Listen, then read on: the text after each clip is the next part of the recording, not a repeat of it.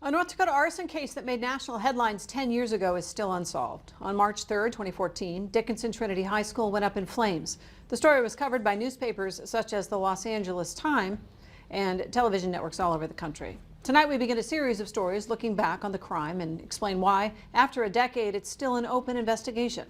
Bella Craft reports. Sorry. It's okay. It brings back a lot of memories.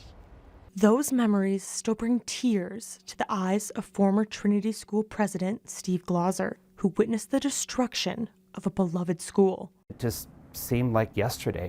Monsignor Patrick Schumacher was the chairman of the Trinity School Board at the time of the fire. He remembers almost every detail from that day. It was a substantial fire, and it was actually a dangerous fire. Damages to the school totaled more than $17 million. Smoke and water destroyed most of the building.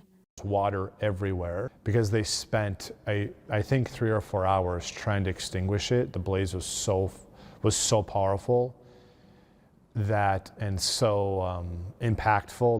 The fire forced 220 students to finish the school year at other locations around the city. Classmates were separated and went to class in church basements and classrooms in the Dickinson public school system. Throughout the end of the year, it was tough just not being around your friends all the time. Former Trinity chaplain, Father Craig Holkalter, said after a couple of days, investigators had ruled the fire as an arson. The initial impression of our school is burnt and effectively unusable. And then two, this rising arson case. So there was these kind of two parallel roads running, and both were highly dramatic and very intense because of who was arrested and were without a school. It took 3 years to rebuild and renovate the facility. Mark Melmer is a Trinity graduate who oversaw the reconstruction of his former school. Usually they take a few years to put the plans together before you even start construction, but this was all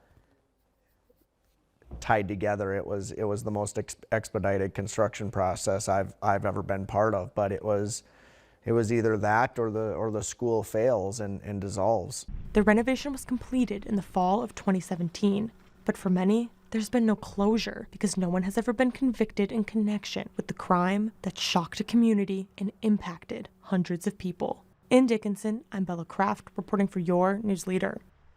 Tomorrow night, Bella looks at some of the reasons why no one's ever been convicted in connection with the fire.